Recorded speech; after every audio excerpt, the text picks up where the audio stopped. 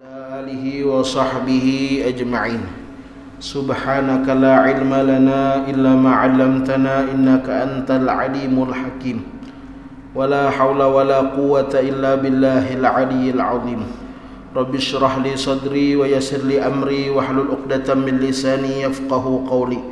Wasaddid lisani wahdi qalbi bihaqqi sayyidina Muhammadin sallallahu alaihi wasallam. Wa indahu mafatihul ghaibi la ya'lamuha illa hu. Amma ba'du. Alhamdulillah, kita dikumpulkan oleh Allah Subhanahu wa taala pada saat yang penuh dengan keberkahan ini, yang disebutkan bahwasanya waktu yang dinamakan bendahara atau perbendaharaan yang luar biasa yang tidak pernah dilewatkan oleh orang-orang soleh zaman dahulu adalah mabainal isya'ain, yaitu waktu di antara dua isya, maksudnya antara maghrib dan isya, yang tidak pernah dilewatkan oleh orang-orang soleh. Kita dikumpulkan oleh Allah Subhanahu wa taala pada saat ini dalam keadaan sehat walafiat, dalam keadaan aman sentosa. Mudah-mudahan Allah taala jaga nikmat-nikmat ini untuk kita, dan mudah-mudahan nikmat-nikmat ini juga Allah berikan kepada seluruh kaum muslimin yang berada dimanapun. Amin ya rabbal alamin. Bismillahirrahmanirrahim. Sampai halaman 32. Halaman 32 di tengah. Qala al-musannifu rahimahullahu ta'ala wa nafa'ana bihi wa bi jami' ulumihi fid dharain amin. Kana al-Imam Syafi'i lamma dakhala al-Iraq arsala ilaihi Muhammad bin Hasan ad-Dananir. Baris di tengah. Kana al-Imam Syafi'i, dahulu Imam Syafi'i, ngaran sidin Muhammad bin Idris. Imam Syafi'i yang kita ikuti madhabnya, nama beliau Muhammad bin Idris. Nama sidin Muhammad, abah sidin Idris. Karena dikai sidin yang kelima yang sezaman dengan Rasulullah, ada yang ngarannya Syafi'. Ya, makanya sidin digelari dengan ngaran datuk. Beliau diberi gelar dengan nama datuk beliau Syafi'i, disebut Syafi'i. Aslinya ngaran sidin Muhammad bin Idris. Imam Syafi'i ini dilahirkan di Gaza. Imam Syafi'i dilahirkan di Gaza, di Palestina, di Gaza. Jadi sedikit ya kalau kita menyinggung masalah Gaza ini, yang tahu aja bagaimana perkembangannya. Kita yang di Indonesia ini kawa mendoakan aja Mbah hendak tulak ke Gaza ya kada kawa jua mendoakan ini. Yang kita herankan, kadang ada orang yang membela Israel, luar biasa pian membela Israel. Maka yang membela Israel ini kadang muslim pian. Seandainya kena dikubur, ditakuni mungkar nakir, ujar mungkar nakir, man ikhwanuk, siapa saudaramu? Hendak bepadah muslim peti ya kada peduli dengan orang Islam. Apa hendak menjawab? Kira-kira artinya terserah mau aliran mereka apa di sana, kalau masih sujud menghadap kiblat, Ka'bahnya sama, Tuhannya sama ya kalau Jadi sangat disayangkan jika kita ada orang-orang muslim atau orang-orang Islam yang malah mendukung musuhnya. Padahal karena ditakuni oleh mungkar nakir, man ikhwanuk, siapa saudaramu. Ujar Rasulullah juga dalam hadis, la yu'minu ahadukum hatta yuhibba li akhihi ma yuhibbu li nafsihi. Tidak sempurna iman salah seorang kalian sampai dia menyukai terhadap dirinya apa yang dia sukai, sampai dia menyukai terhadap saudaranya apa yang dia sukai terhadap dirinya sendiri. Artinya tidak sempurna iman seseorang kalau dia tidak memikirkan orang lain sama seperti dia memikirkan dirinya sendiri. Terserah orang Gaza hendak diperangi orang Gaza juga. Nah itu kada bagus, kada sempurna iman seorang muslim seperti itu. Nggih. Terserah aja buan Gaza di situ dibom orang. Padahal muslim, kan aneh nggih. Padahal ujar Nabi tidak sempurna iman seorang muslim sampai dia menghendaki kepada saudaranya apa yang dia kehendaki terhadap dirinya sendiri. Jadi kita yang di sini kawan mendoakannya nggih. Paling kada ada bentuk peduli kita. Artinya kena kalau dikubur ditakoni malaikat siapa saudaramu, kawan menjawab seorang muslim. Ikhwani al-muslimun, saudaraku adalah orang-orang muslim. Dalam riwayat lain Rasulullah menyampaikan bukan termasuk golongan kami, kata Rasulullah, orang yang tidak perhatian terhadap kami. Artinya tidak termasuk golongan kami itu tidak sempurna imannya kalau tidak memperhatikan atau tidak peduli terhadap apa yang terjadi pada golongan sesama muslim. Jadi kita alhamdulillah bagaimanapun keadaan Indonesia, kita alhamdulillah di sini nyaman beribadah. Hendak azan nyaman beribadah, hendak bulan puasa kena nyaman juga beribadah. Saudara-saudara kita muslim yang di lain dicoba oleh Allah Ta'ala. Ya kita bisa mendoakan. Makanya setiap kali sembahyang Jumat kan khatib itu berdoa. Ujar khatib, Allahumma ansuril Islam wal muslimin. Ya Allah, tolonglah orang Islam dan tolonglah Islam dan tolonglah orang-orang muslim. Lalu kadang khatib juga waktu Jumat berdoa, Allahumma ansur man nasaraddin. Ya Allah, tolonglah orang yang menolong agama, wakhdhul man khadhalal muslimin, dan hinakan orang yang menghinakan orang Islam. Khatib berdoa terus saban Jumat. Coba kadang kita ingin teguring pas khatib berdoa. Teguring, nah itu masalahnya. Pas bangun ingin sudah barakallahu liwakum. Atau pas bangun sudah aqimus shalah. Aqimus shalah.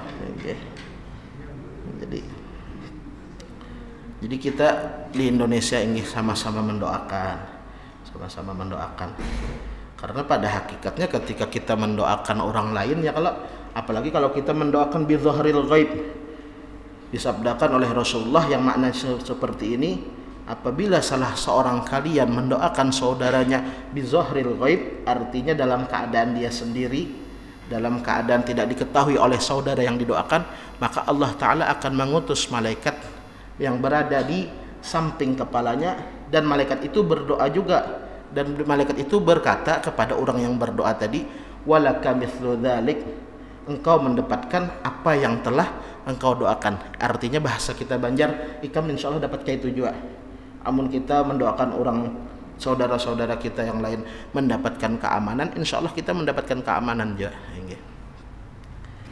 Jadi itu. Jadi berkisah ini karena tadi terkisah Imam Syafi'i lahir di Gaza. Imam Syafi'i lahir di Gaza. Kada sedikit pian ulama-ulama yang besar yang lahir di kota Gaza. Karena Imam Syafi'i dahulu al-Imam Syafi'i Muhammad bin Idris lamma dakhala al-Iraq, ketika beliau masuk ke Irak.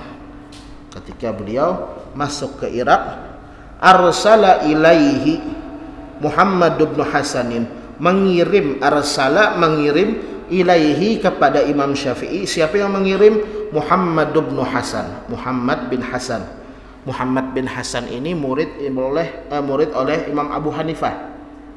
Murid Imam Abu Hanifah yang terkenal adalah diantaranya Muhammad bin Hasan Asy-Syaibani. Muhammad bin Hasan Asy-Syaibani itu murid oleh Imam Abu Hanifah, yang akhirnya kena menjadi abah tiri oleh Imam Syafi'i. Muhammad bin Hasan ini kena kawin lawan mamanya Imam Syafi'i. Jadi ketika Imam Syafi'i masuk ke Irak, Imam Muhammad bin Hasan ini mengirim kepada Imam Syafi'i apa yang dikirim? Ad-dananira, duit dinar, duit emas. Duit emas yang satu dinarnya setara dengan kurang lebih 4 gram. 1 dinar setara dengan kurang lebih 4 gram emas. Jadi Imam Muhammad bin Hasan mengirim kepada Imam Syafi'i ad-dananira, beberapa duit dinar. Qala Syafi'i, berkata Imam Syafi'i, fa'atas Syafi'i, maka Imam Syafi'i mendatangi Asy-Syafi'i, Imam Syafi'i. Siapa yang didatangi Imam Syafi'i? Al-Hallaqa, tukang gundul atau tukang gunting jar kita. Al-halaq tukang gunting. Litahliqa sya'ra ra'sihi, untuk menggundul rambut kepalanya. Jadi setelah Imam Syafi'i dapat duit tadi, Imam Syafi'i tulak ke tukang gunting jar kita, ke pangkas rambut, hendak menggundul rambut sidin. Falamma, maka manakala halaqal halaqu, si tukang gundul tadi menggundul, nggih. Ya halaqo itu menggundul, khalaqo menciptakan. Beda sedikitnya, satu titik bedanya. Khalaqo menciptakan, halaqo menggundul. Jadi kalau khallaqun artinya, kalau pakai kho artinya Allah, kalau kada pakai kho pakai ha artinya tukang gundul. Jangan salah sambat ya nggih. Kalau khallaq artinya Allah atau khaliq Allah. Kalau halaq tukang gundul. Falamma halaqal halaqu, manakala tukang gundul tadi mulai menggundul Imam Syafi'i, akhirnya sampai ke nisfahu, sampai setengah kepala sudah digundul. Digundul Imam Syafi'i sampai sudah setengah kepala gundul. Ra'a rajulan, nah, tukang gundul tadi melihat seorang laki-laki min ahli tsarwah, dari orang kaya. Jadi tukang gundul tadi menggundul Imam Syafi'i, sekalinya kada lawas datang orang sugih. Bermobil datang mungkin inggih mun wahini. Bermobil datang. Fataraka Syafi'iyya, tukang gundul tadi meninggalkan Imam Syafi'i. Melihat yang datang bermobil, melihat yang datang sugih. Ditinggalkan Imam Syafi'i. Fataraka Asy-Syafi'iyya, lalu dia meninggalkan Imam Syafi'i. Wa halaqa dzalikal ghaniyya, dan dia menggundul orang sugih tadi. Pada Imam Syafi'i belum tentu, hanya setengah aja nggih. Hanya setengah. Kira-kira mun pian sariknya kayak apa teh nggih. Setengah gundul, setengah kada gundul. Nggih. Ditinggalkan kenapa? Jika ditinggalkan karena alasan mungkin qada hajat keluar kan masih masuk akal. Atau ditinggalkan karena mati lampu ya, kalau nggih. Haratan begundul kayaknya mati lampu. Nggih. Atau alasan yang lain yang tidak apa ngarannya, yang masih bisa dimaafkan kurang lebih. Ini kada, tukang cukur tadi itu malah mencukur orang lain, menggundul orang lain. Imam Syafi'i belum selesai, masih setengah baru. Masih setengah. Fataraka Syafi'iyya, lalu dia meninggalkan Imam Syafi'i, wa halaqa dzalikal ghani, dan dia menggundul orang kaya tadi. Apa yang dilakukan Imam Syafi'i? Apakah marah? Tidak. Ujar Imam Syafi'i, ujar Sidin di sini yang mengisahkan, fa'atahu Syafi'iyyu dananirahu. Lalu Imam Syafi'i memberikan semua dinar-dinarnya kepada orang tadi. Jadi Imam Syafi'i inggih sidin banyak disi duit dinar dibari Imam Muhammad bin Hasan tadi. Sidin ini diperlakukan kada baik, bukannya marah, sidin diambil sidin. Duit sidin tadi seberatan dijolong sidin. Nah, duit dinar tadi. Fa'atahu dananirahu, Imam Syafi'i memberikan kepada tukang cukur tadi dinar-dinarnya, kullaha, semuanya. Seberataan. Sebenarnya begundul di zaman itu kada sampai 1 dinar, hanya beberapa dirham, beberapa uang perak. Tapi Imam Syafi'i seberatan uang dinarnya diberikan sidin. Fastahyal halaqu, maka merasa malu si tukang cukur tadi inggih. Merasa malu karena apa? Karena melihat yang datang orang sugih, lalu yang terlihat biasa ditinggalkan. Fastahyal halaqu, lalu merasa malulah si tukang cukur tadi minhu, dari Imam Syafi'i. Wa tarakal hilaqata, dan si tukang cukur tadi meninggalkan dunia percukuran. Meninggalkan dunia percukuran. Ba'da dzalika, setelah itu. Artinya setelah supan lawan Imam Syafi'i, Imam Syafi'i kada sarik sidin, Imam Syafi'i kada marah, malah diberikan duit. Ibarat pian wah ini begunting ya, kalau 15.000 digundul orang setengah, pian julung duit inggih 1 juta, nah ambil duit 1 juta ini. Supan kada supan inggih. Habis itu apa? Insyaallah tukang gunting tadi mun ada pian hancap menutup warung inggih. Supan. Fastahyal halaku, lalu merasa malu si tukang cukur tadi minhu, dari Imam Syafi'i. Wa tarakal hilaqata, dan dia meninggalkan dunia percukuran. Ba'da dzalika, setelah itu. Qila, dikatakan orang kenapa dia meninggalkan dunia percukuran tadi, lighinahu, karena sudah sugih. Diberi Imam Syafi'i duit banyak benar sudah inggih. Wa qila, dan dikatakan orang lain lagi, li alla yastahqira, supaya dia tidak menghina rajulan akhar, orang lain. Jadi sudah merasa sopan, supaya kada terhina orang lain lagi, ampih mencukur. Artinya ampih jadi tukang pangkas rambut ampih sidin. Yang kita ambil pelajaran di sini, bagaimana Imam Syafi'i kada menanggapi lawan marah, kada. Malah ditanggapi dengan diberi duit lebihan tadi. Cuma itu lebih lagi efeknya bagi orang yang diberi tadi. Jadi Imam Syafi'i luar biasa, biar digundul setengah. Jadi sabar gitu, karena kita sekarang berada di bab sabar, bab masalah marah. Jadi bagaimana Imam Syafi'i menahan kemarahannya. Wal kadhiminal ghaidha, jar Allah Ta'ala dalam Al-Quran, dan orang-orang yang menahan marah, bukan berarti tidak punya rasa marah, kada, tapi menahan marah. Di dalam hadis Rasulullah menyampaikan, man kaffa ghadabahu kaffallahu anhu adzabahu, siapa yang menahan kemarahannya maka akan Allah tahan dari orang tadi azabnya. Ujar Rasulullah, siapa yang menahan kemarahannya maka akan Allah tahan dari orang itu azabnya. Kemudian jadi membaca kisah kayak ini bagus sebenarnya. Kenapa bagus? Supaya jadi bahan ibrah gasan kita, jadi bahan i'tibar gasan kita. Karena ujar salah satu ulama, al-kabir la yakunu kabir illa ba'da tatabbu'i siratil kubar. Orang yang hebat tidak akan menjadi hebat sampai dia meneliti sejarah orang-orang terdahulu. Jadi seperti itu. Waqila, nah ini kisah lain pulang. Waqila, dan diceritakan orang, inna Muawiyah radhiyallahu ta'ala, sesungguhnya Muawiyah radhiyallahu ta'ala, Muawiyah ini sahabat Nabi. Muawiyah sahabat Nabi yang termasuk salah satu penulis Al-Quran. Yang beliau ini termasuk salah satu dari penulis wahyu. Kita kan penulis wahyu tahunya Zaid bin Thabit. Nah salah satu penulis wahyu adalah Sayyidina Muawiyah. Jangan salah kira pian enggih. Jangan gara-gara anak Sidin umpat dihina juga kada boleh. Tahu kalau pian anak Muawiyah, anak Sayyidina Muawiyah Yazid bin Muawiyah yang tragedi Karbala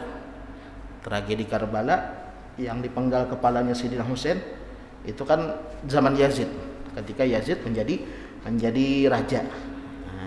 Bukan salah Sayyidina Muawiyah, bukan, itu Yazid. Pun Sayyidina Muawiyahnya adalah orang besar sahabat Nabi.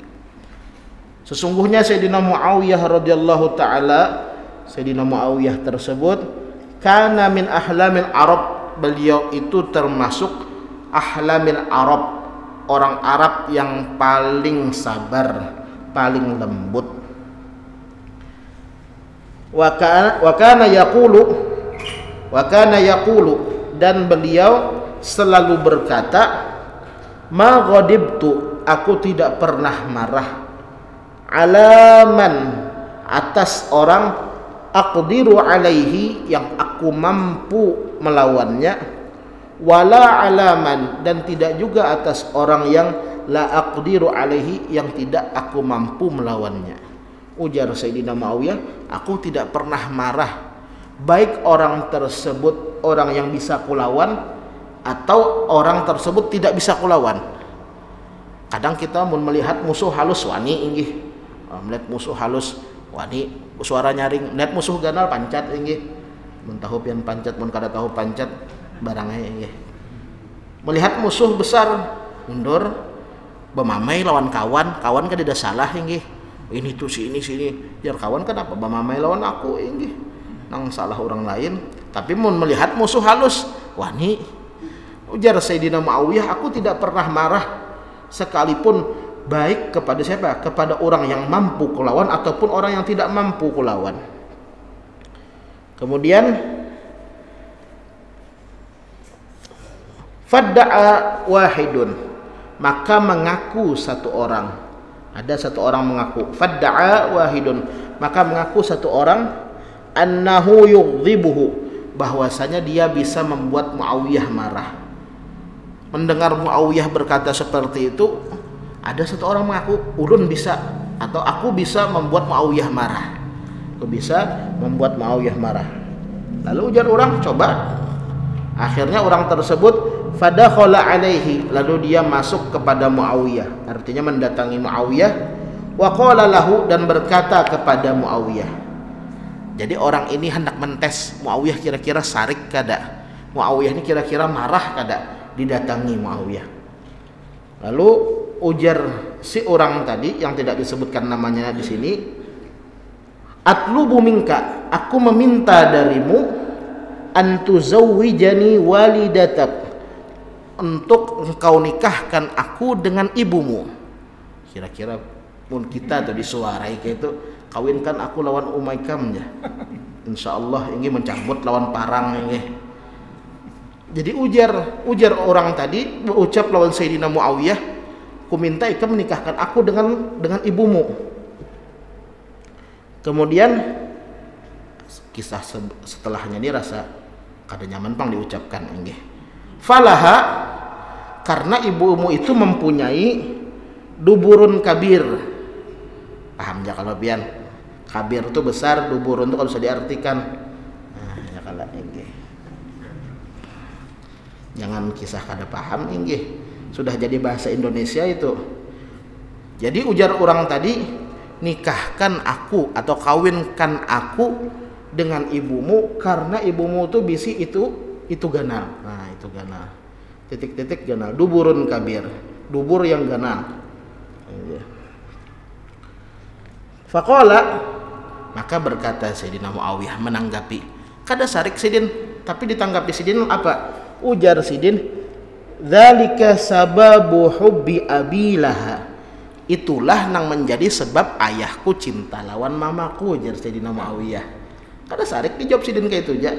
Dzalika, hal itulah, sababu hubbi abi, sebab cintanya ayahku laha kepada ibuku.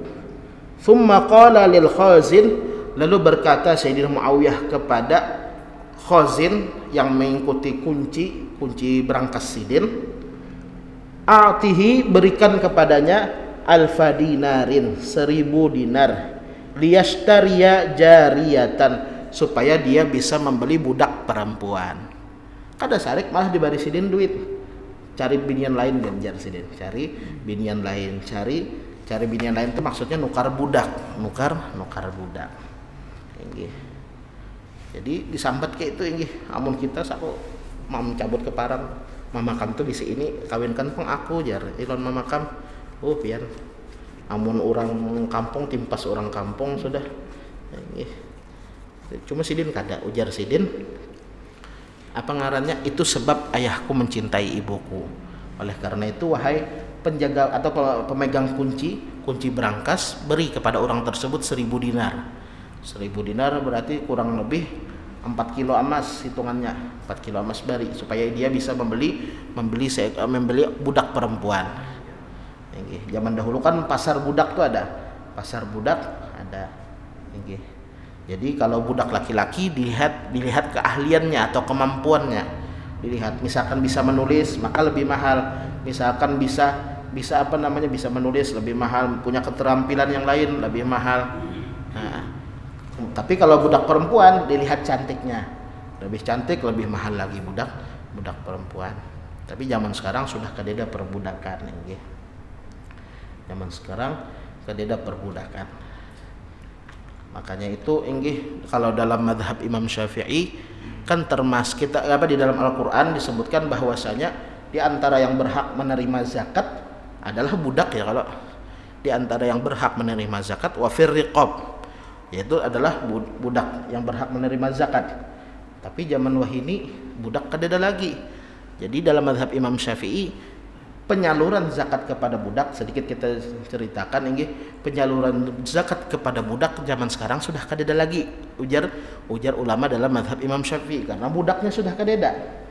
Tapi dalam mazhab lain disinggung ini, zaman sekarang memang kadeda budak, tapi orang yang mempunyai sifat budak banyak. Kenapa mempunyai sifat budak? Begawi diperbudak orang, begawi di pabrik, ampun orang non muslim, hendak sembahyang ngalih, itu kan sama kayak diperbudak juga. Nah yang seperti itu kata ulama lain berhak diberikan zakat. Dia bukan budak, memang zaman sekarang bukan budak, tapi ada makna budak di dalam dirinya. Seperti itu ini.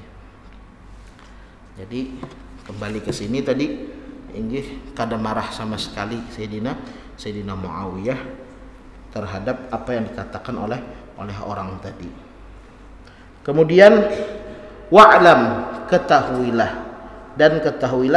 annal ghadaba, bahwasanya sifat marah itu atau marah itu innama yudhammu, hanya saja marah tersebut dihina atau tidak bagus kapan? Haitsu lam yakun lillahi ta'ala, sekiranya marah tersebut bukan karena Allah. Kita marah kalau bukan karena Allah itu yang kada bagus, ujar Sidin. Tapi kalau marah karena Allah lillahi ta'ala itu sesuatu yang baik. Jadi di dalam maulid tiba kadang disebutkan kalau Nabi itu kalau dihina dirinya Sidin kada marah. Nabi kalau dihina pribadinya kada marah. Tapi kalau yang dihina itu sudah berkaitan dengan agama, dengan syariat, maka tidak ada yang bisa menahan kemarahan beliau. Jadi seperti itu. Jadi marah karena Allah Ta'ala, membela agama Allah, membela sesuatu yang memang diharuskan untuk dibela, itu adalah sesuatu yang baik. Tapi kebalikannya, kalau tidak ada dasar karena Allah, maka kada baik. Bukan haram, tapi kada baik. Bukan haram, tapi kada baik. Kayak kita ini marah, kita marah terhadap apa? Marah terhadap ketidakadilan yang terjadi pada saudara-saudara kita muslim. Artinya bagaimana mereka diperlakukan seperti itu, bagaimana rumah sakit dan lain sebagainya, yang pian lebih tahu. Marah kita terhadap itu. Kita akhirnya muncul yang istilahnya boikot ya, kalau lagi boikot produk-produk yang punya kontribusi terhadap musuh Islam tadi. Diboikot kayak Coca-Cola ulun yakin insyaallah Coca-Cola jarang aja pang minum kita. Kayak Coca-Cola, kayak Starbucks, kayak Nestle Jadi seperti itu. Diboikot karena ada kontribusi terhadap musuh Islam tadi. Jadi sedikit-sedikit artinya kita kadang-kala membantu banyak, paling enggak kita bantu sedikit, terutama doa. Jadi ujar Sidin, ketahuilah bahwasanya marah itu yudhammu, marah itu tidak baik atau dihina, atau marah tersebut bukan sesuatu yang bagus. Haitsu lam yakun lillahi ta'ala, sekiranya bukan karena Allah, maka tidak bagus marah. Amma idza kana lahu, adapun idza kana, apabila kemarahan itu lahu ta'ala, karena Allah ta'ala, fahuwa mahmud, maka marah tersebut adalah mahmudun, sesuatu yang terpuji. Kalau kita marah, maka lihat marahnya karena Allah apa bukan. Kalau karena Allah, maka itu terpuji. Sama kayak kita misalkan menagur atau syarik melihat keluarga atau keponakan atau anak kada sembahyang, anak kada sembahyang, kita syarik, itu terpuji marah, terpuji marah. Kenapa? Karena tadi lillahi ta'ala marahnya. Jadi seperti itu. Jadi marah kalau karena Allah Ta'ala itu sesuatu yang baik. Fahuwa mahmud, maka dia adalah sesuatu yang baik. Kemudian wa min thamma itu kemudian karena Rasulullah sallallahu alaihi wasallam, dulu Rasulullah sallallahu alaihi wasallam yaghdab, itu marah, idzan tuhikat, apabila dihinakan hurmatullah, kemuliaan Allah. Jadi dahulu Rasulullah apabila dihinakan kemuliaan Allah atau batasan-batasan Allah Ta'ala itu dilanggar, Rasulullah itu luar biasa marahnya. Idzan tuhikat hurmatullahi azza wa jal, apabila dihinakan kemuliaan Allah Ta'ala azza wa jalla, atau apabila dilanggar batasan-batasan Allah azza wa jalla, Rasulullah marah. Tapi kalau dihina pribadi Sidin, dihinakan diri sidin yang berkaitan dengan kepribadian. Orang yang luar biasa penyarikan. Kenapa? Karena kalau sudah berkaitan dengan syariat Allah, kadida sedikit pun turun-turunnya nadanya jar kita. Luar biasa sifat pemarah beliau. Tapi kalau sudah berkaitan dengan syariat, insyaallah kita lanjutkan ceritanya di sini pada pertemuan yang akan datang. Mudah-mudahan kita diberikan sifat sabar oleh Allah Subhanahu wa taala. Mudah-mudahan hati kita dibersihkan oleh Allah Subhanahu wa taala, dan mudah-mudahan juga saudara-saudara kita di seluruh penjuru dunia yang dizalimi diselamatkan oleh Allah taala, diberikan keamanan oleh Allah taala, dan mudah-mudahan juga kita yang berada di Indonesia ini diberikan keamanan, kenyamanan dalam beribadah. Amin ya rabbal alamin. Ala hadhihi niyyatu ala kulli niyatin salihah. Al-Fatihah. A'udzu billahi minasyaitonir rajim. Bismillahirrahmanirrahim. Alhamdulillahirabbil alamin arrahmanir rahim maliki yaumiddin. Iyyaka na'budu wa iyyaka nasta'in ihdinas siratal mustaqim siratal ladzina an'amta 'alaihim ghairil maghdubi 'alaihim waladdallin. Amin. Amin ya rabbal alamin. Bismillahirrahmanirrahim. Alhamdulillahirabbil alamin. Allahumma shalli wa sallim ala sayyidina Muhammad wa ala alihi wa sahbihi ajma'in. Allahumma anfa'na bima 'allamtana wa 'allimna ma yanfa'una wa zidna 'ilma. Allahumma aghnina bil 'ilmi wa zayyinna bil hilmi wa akrimna bit taqwa wa jammilna bil 'afiyah ya rabbal alamin. Wa sallallahu ala sayyidina Muhammad wa ala alihi wa sahbihi wa sallam. Walhamdulillahirabbil alamin. Taqabbalallahu minkum.